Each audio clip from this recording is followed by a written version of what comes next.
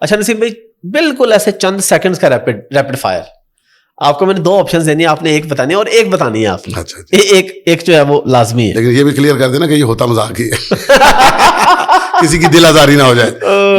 چلے وہ پھر آپ بعد میں کلیئر کر کے رہے گا جس کی دل آزاری ہوگی. لیکن واقعی یہ تو بس ایک ازراہ مذاق ہی ہوتا ہے, لیکن بعض دفعہ یہ بھی ہوتا ہے کہ آپ مذاق کی آڑ میں دل کی بات کر جاتے ہیں, ایسے بھی تو ہوتا ہے نا. جو ہم پہلے ذکر کر رہے تھے, تابش ہاشمی یا کپل شرما؟ ایک کپل شرما. اچھا, نواز شریف یا عمران خان؟ تھے فسوات دونوں ہی. ایک ورنہ پھر ہم آپ سے کوئی سوال پوچھیں گے اور وہ سوال کی طرف نہ ہی جائیں آپ, یہی بہتر ہے. وہ سوال پوچھ لیں آپ. اس میں پتہ کیا ہوتا ہے, اس میں یہ ہوتا ہے کہ ہم نے کسی کا بھی ایک کا بھی نام دے دیا نا تو لوگ ناراض ہو جاتے ہیں. اچھا ہاں جی. کیا سوال پوچھیں آپ سے؟ چلے آپ ہی بتا دیں کس طرح کا سوال پوچھیں آپ سے. کسی طرح کا بھی پوچھ لیں. قائد اعظم کی تاریخ پیدائش بتا دیں. سر 25 دسمبر سب کو پتا ہے جی. پکی بات ہے, پکی بات ہے. دیکھ لیں. ہاں جی. غلط بتا رہے ہیں نا؟ صحیح بتا دیے یار, آپ تو خود پوچھ رہے ہیں. اچھا چلیں, یعنی نواز شریف اور عمران خان کو آپ نے نہیں بتایا. چلیں, انڈین کامیڈی یا پاکستانی کامیڈی؟ پہلے پاکستانی کامیڈی تھی لیکن اب انڈیا کی. یعنی ایک انڈین کامیڈی پہ آپ جا رہے ہیں, پاکستانی کامیڈی نہیں. لاہور یا کراچی؟ لاہور. اچھا, گھر کا کھانا یا باہر کا؟ گھر کا. پاکستانی فلم یا انڈین فلم؟ اب تو Indian Punjabi. Indian Punjabi film. ہاں جی. زبردست. اسٹیج ڈرامہ یا T V comedy show? T V comedy show. اچھا, حالانکہ آپ اسٹیج پہ بھی کر رہے ہیں لیکن آپ کو لگ رہا ہے کہ یہ وہ مونوٹونس ہو گیا تھیٹر کے اوپر, وہی چیز چل رہی ہے. ٹی وی کامیڈی شو پہ یہ ہے کہ بہت زیادہ ریفائنڈ ہوتا ہے تو فیملیز آسانی سے بیٹھ کے دیکھ سکتی ہے اس کو. چلے اگلا جو سوال ہے نا, اس کا آپ نے جواب دے دینا. ہاں جی. مریم نواز یا بلاول بھٹو؟ یہ پارٹی کی بات ہے. مریم نواز. اچھا زبردست. بس اتنے سے سوال تھے ہمارے پاس, ہم نے کہا کہ آپ کے ساتھ چھوٹا سا ایک ریپڈ فائر کھیل لیں. نواز شریف اور عمران خان پہ آپ گول کر گئے ہیں, وہ ٹھیک ہے, آپ کی مرضی ہے. لاسٹ آپ سے کوشچن ہے, ہماری کوشش ہوتی ہے کہ ہمارے پاس جو بھی شوبز انڈسٹری کے لوگ آتے ہیں نا, ان کے ساتھ ہم کوئی اسلام کی, مذہب کی, کوئی مکہ مدینہ کی کوئی بات کرتے ہیں, ایک لوگوں کو پازیٹیو میسج دینے کے لیے. بھائی یہ بھی مسلمان ہے, ان کو بھی اللہ رسول سے اتنا ہی پیار ہے جتنا ہمیں الحمدللہ. تو ایک پازیٹیو میسج, یہ میرا مقصد ہوتا ہے. لاسٹ ٹائم بھی آپ نے ذکر کیا تھا, تو آپ کے کتنے سفر ہوئے مکہ مدینہ کے, مطلب عمرے پہ یا حج پہ کتنے دفعہ آپ کا جانا ہوا؟ الحمدللہ مجھے 9 حج ہیں میرے. الحمدللہ ماشاء اللہ. 9 دفعہ حج کیا میں نے ماشاء اللہ. اور اس میں خانہ کعبہ کو بھی مطلب 40 دن کا بھی حج کیا ہوا ہے, 20 دن کا بھی کیا ہوا ہے. ماشاء اللہ. تو مطلب یہ سارے پیکج جو تھے اپنا. اور یہ کریڈٹ آپ کس کو دیتے ہیں؟ کون بندہ جو آپ کو پہلی دفعہ پکڑ کے لے کے آؤ بھائی جان ایس کام دی طرف آؤ؟ جواد وسیم صاحب. اچھا, جواد وسیم صاحب اس فیلڈ کے اندر وہ شخصیت ہوئے ہیں, میں سمجھتا ہوں کہ اگر تھیٹر میں وہ نہ ہوتے تو بہت سارے لوگ جو ہے نا گمراہی میں رہتے, راہ راست پہ نہ آتے. آپ نے سیم کسی کو دین کا پتہ نہ چلتا. کہا تھا کہ اگر جواد وسیم صاحب نہ ہوتے تو ہم میں سے بہت سے لوگ جیلوں میں ہوتے یا کہیں گمنامی کی اور گمراہی کی زندگی گزارتے. اللہ جانے کیا ہوتا, یہ اللہ کے مطلب انہوں نے کہا کہ انہوں نے ہمیں کھینچا لائے اس طرف وہ کی طرف. ہاں جی, وہ لے کر گئے.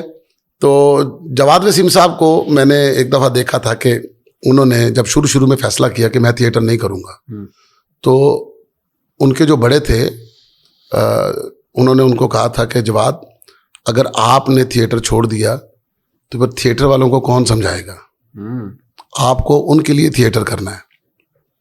وہ اس لیے تھیٹر کرتے تھے. پھر اس کے بعد کس کو انہوں نے حج کی دعوت نہیں دی اور کس کو حج پر نہیں لے کر گئے, سب کو حج پر لے کر گئے.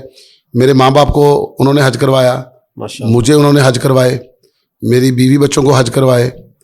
تو مطلب میں تو ان کو اپنے باپ کا درجہ دیتا ہوں. میں تو ابھی ان کو کہتا ہی ابو ہوں, میں کبھی جواد وسیم نہیں کہتا, میں ابو کہہ کے بلاتا ہوں.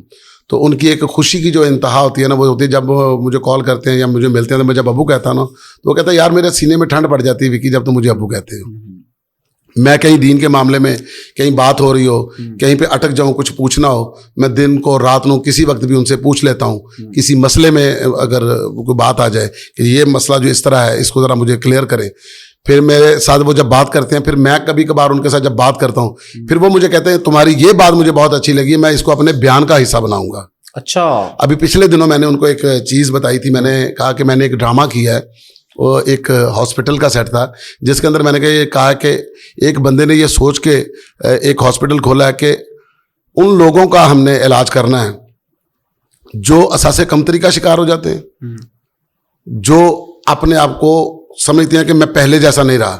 ہم بہت ساری خودکشیاں ایسی کرتے ہیں جن کا ہمیں پتہ ہی نہیں چلتا کہ میں تو پہلے کی طرح کپڑے نہیں پہنتا, اب میں تو پہلے کی طرح کھانے نہیں کھاتا, میں تو پہلے کی طرح گھومنے نہیں جاتا.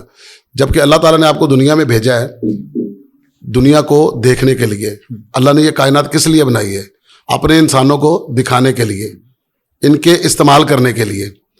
تو جب بندہ اس کو دیکھتا ہے, استعمال کرتا ہے, اور بندے کے منہ سے سبحان اللہ نکلتا ہے, تو سب سے زیادہ اللہ تعالیٰ کو چیز پسند ہے اپنی تعریف. بے شک. جب بندہ سبحان اللہ کہتا ہے تو اللہ کو خوشی ہوتی ہے کہ اس کو میری بنائی ہوئی چیز بہت پسند آئی ہے. اور اسی طرح جنت بھی اللہ تعالیٰ نے بنائی. میں ان کو کہہ رہا تھا کہ جب ہم اپنا گھر بناتے ہیں, کسی کو اپنے گھر بلاتے ہیں, تو ہم اپنے گھر کی خاص چیزیں دکھاتے ہیں مہمان کو کہ جی یہ میرا ڈرائنگ روم ہے, یہ میرا بیڈ روم ہے, یہ ہمارا ٹی وی لاؤنج ہے, یہاں پر ہم کھانا بناتے ہیں, یہ کچن ہے. یہ کبھی کسی نے اسٹور سے نہیں شروع کیا ہوگا, کبھی کسی نے باتھ روم کھول کے نہیں دکھایا ہوگا. بالکل. تو اللہ تعالیٰ نے بھی جنت ہمیں دینے کے لیے بنائی ہے, تو اللہ تعالیٰ کو خوشی ہوگی جنت دکھا کے کہ یہ میں نے اپنے بندوں کے لیے بنائی ہے, یہ دیکھو تمہارے لیے, یہ دیکھو تمہارے لیے وہ ہے, فلاں چیزیں, یہ نہریں ہیں, یہ درخت ہیں, یہ تمہارے لیے میوے ہیں, یہ تمہارے لیے ہیرے جواہرات ہے, سارا کچھ ہے. تو اللہ دوزخ سے اوائڈ ہی کریں گے اپنے بندے کو لے جانے کے لیے. یہ ڈیوٹی صرف ہم بندوں کے پاس رہ گئی ہے ایک دوسرے کو دوزخ کے لیے. کیا بات ہے. ہم نے جو سوال مطلب قبر میں ہونے ہیں نا, وہ ہم نے زندگی میں پوچھنے شروع کر دیے ایک دوسرے سے. جو فرشتوں نے کرنے ہیں, اللہ نے کرنے ہیں, وہ ہم نے شروع کر دیے. ہم خام خواہ فتوا دے دیتے ہیں کہ یہ کون ہوتا ہے, اس کی کیا اوقات ہے. اب یہ اچھا, کچھ لوگ نا بعض اوقات ہوتا ہے کہ ٹیلی ویژن کے اوپر اگر کوئی لڑکی یا کوئی بندہ رمضان ٹرانسمیشن کرنے لگتا ہے نا, تو میں نے بہت بار دیکھا اب یہ ہمیں دین سکھائیں گے, اب یہ ہمیں یہ کریں گے. جب آپ نے یہ بات کہہ دی نا کہ اب یہ ہمیں کرے گا, تو سمجھو آپ نے اپنا کھانا خراب کر لیا. یہ بات کہہ کے اللہ کو سب سے زیادہ ناپسند بات ہی یہی ہے کہ آپ کسی کو کیسے جج کر سکتے ہو سکتا ہے کل کو پتہ نہیں وہ کیسے ٹھیک ہو جائے.